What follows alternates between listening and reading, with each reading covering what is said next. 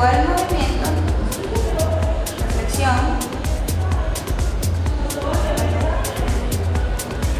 o extensión.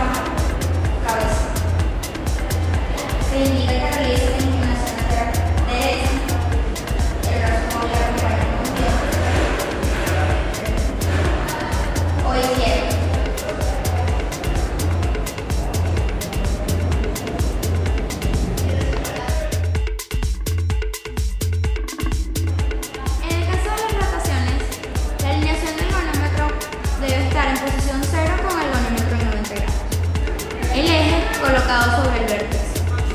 El brazo fijo, alineado con la línea biacromial. El brazo móvil, alineado con la punta de la nariz. Se efectúa la rotación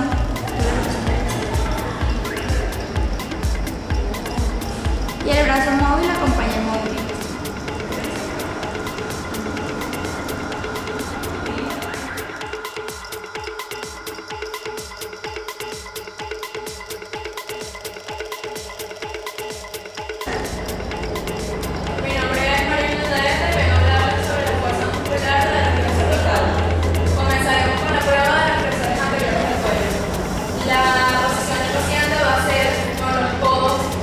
Supino con los codos flexionados y